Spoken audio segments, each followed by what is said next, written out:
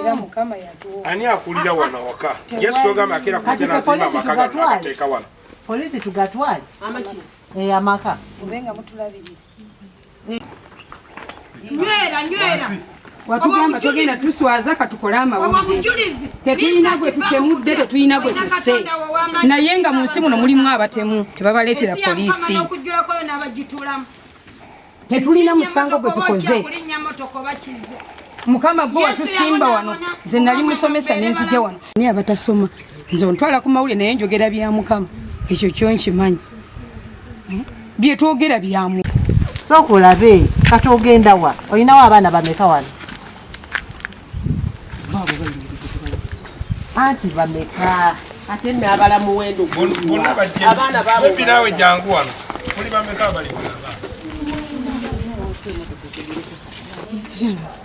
tata wa Yesu bw'ogyeko Yesu ali akuzaala gwe bakulaga nti tata wange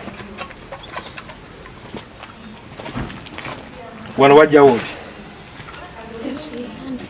Yesu amanyini maka muno ani nanyini maka gano fe wano tetulina basajja anti tetuganye anaazimba wano ani azimba enyumba anti kati ffe mutulaba ngera bwe mutusanzeewo febe nanyiwaka wano ono omuntu oti nti yakulaganira wamu Yesu ali eyo mu ggulu nkubuuza taata waabwe ali wakati ng'ono n'omuzukulu ono ono taata we yaani taata we ye Yesu yamuteekamu omukka gwassa anatwala baana ku ssomero wabula atugamba munindirire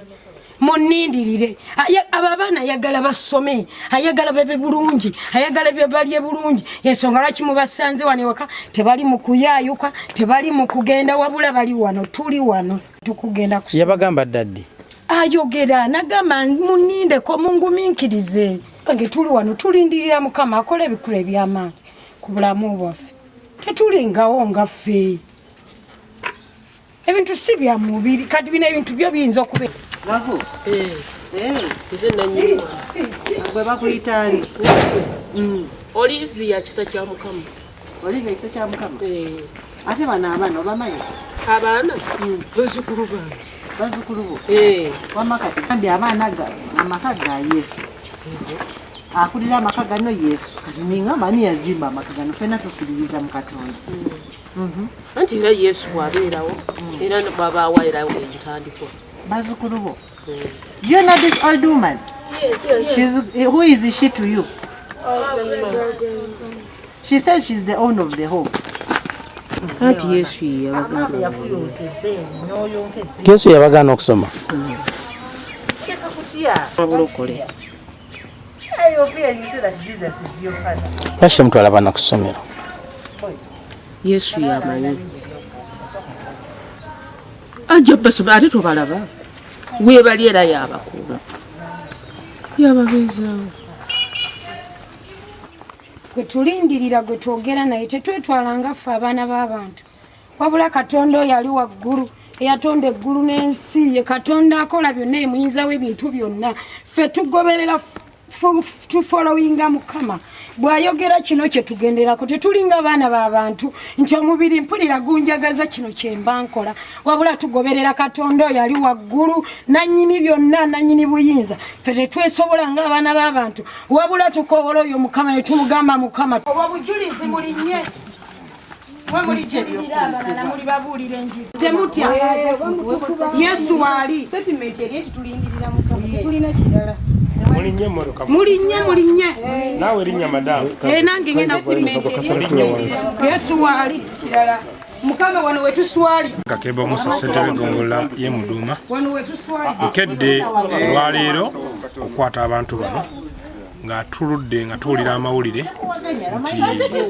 waliwo abantu wano waliwo abaana bebakuumira wano nga bangi nnyo abaana tebasoma bali mu kusinza balina eddiini egamba nti bo tebateekeddwa kusoma basinza Yesu so n'olwekyo tusazeewo okujja okukwata abantu bano batwale tebogera tata w'abaana bwebabuuza bagamba nti tata waffe Yesu bawaffe Yesu era tugenda ne Bayibuli twagala kedde okukwata abakyala bano n'abakadde bano tusobole okuzuula batata b'abaana ate n'okuyamba abaana basobole okugenda mu maaso okusoma mulinnya erya Yesu tetuyinza kuddira abantu madiini beegati mu bitundu byaffe tuba twagala omuntu asinze Yesu naye ng'akeera ku makya natwala omwana ku ssomero waffena tulina amadiini era tulina amadiini oba ddiini ki naye buli muntu ateekeddwa okuba n'eddiini ye naye n'akeera ku makya n'akola obuvunaanyizibwa bwe ng'omuzadde okulaga fyuca y'abaana ey'omumaaso nomwaka kiba ekyokulabirako eri abalala tukoze ekintu kino kiwe abatuuze baffe mu kitundu bategere twagala buli muzadde yenna waali akeere ku makya atwale omwana ku ssomero asome baana bano bamaze emyaka nga 3 batudde waka Nyayiga Kenneth defense w'ekyalo kino embeera eno naffe tuyitanga abakulembeze ku kyalo kubanga buli mwana bw'atagenda ku ssomero kirina kyekikosa ekitundu oba nekiraga ekifaananyi ekirala eri abaana abalala abato naye mu mbeera eno abantu babatuukirira bano ne twogerezeganya ne batukakasa nti abaana bagenda ku ssomero mwaka guwedde mu ttaamu ey'okubiri naye paka nakati abaana tebagendanga ku masomero bo balina katonda waabwe kitegeeza yagenda oweerera abaana oba abasomeseza mu nnyumba naffe tetutegeera ensonga lwaki tuzize twagadde kumanya amazima kyekigenda mu maaso mu famire eno kuba naffe yatususseeko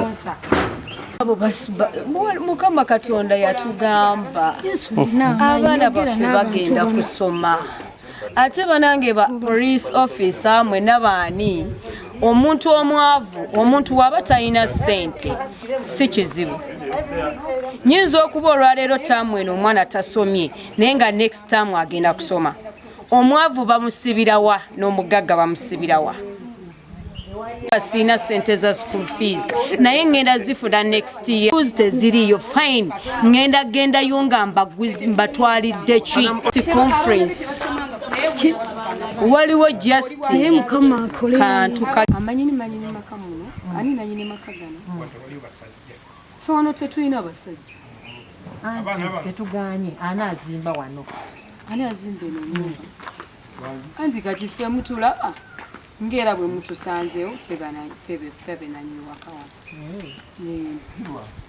ono omuntu oti tulespendinga era obukulu mukama yabulonda gwe yakuwa obukulu yakumanya kigamenya ewa mukama tekigamenya kyo kitu kyo tukimanyi kakati madamu